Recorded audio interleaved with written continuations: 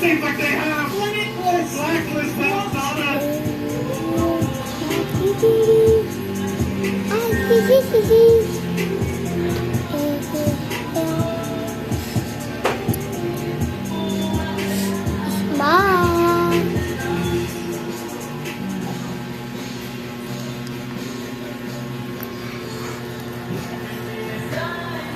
That's what the 20 defensive, man. No, not defensive.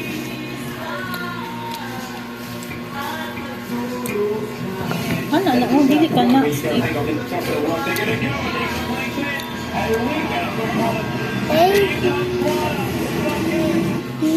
Mini ko na pangbuhat siya. Hindi naman ako baligyan eh. 1,100. Ha? 1,100. 100? Kasi ko, ay kung ano eh. Inana mo po. Ubar ako first, babe.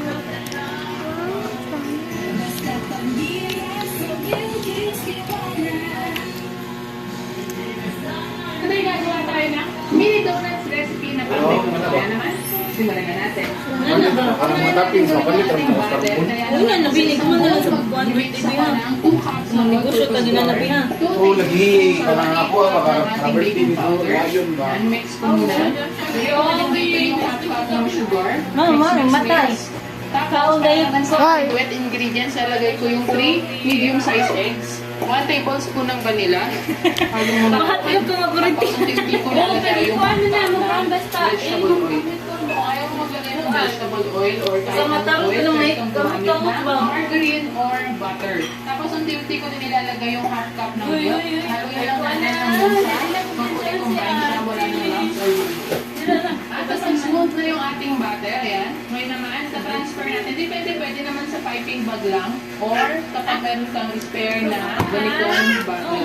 Mas malaki dito kung Pero Zion Ken. gagawin na maganda. Ati Malia na. Transfer ng transfer. So, nalulog. Itong mini donut maker unit. Pakabit na siya.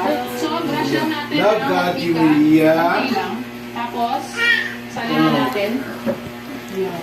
Mas madali kasi kung naka-ready na yung ganito mo. Hindi na yung sali-sali ng kutsara or ng... Love mo na dyan, Ati Malia na. Kung gusto mo tulungan sila na maging entrepreneur, kahit ng mga bata pa, then pwede ko. Tapos, takpan natin. Ayaw, bibizuweng. Atatay lang natin mga 2 to 3 minutes bago baliktarin. Yan. So, after 2 minutes, ito na yung ating mini donuts. Ang fit niya. Ikutin lang natin siya para maluto lang din yung sa taas. Kahit medyo luto naman na yung taas. Pero siyempre, parang sure lang. Yan. Another minute lang. Oh, di na, baka pa na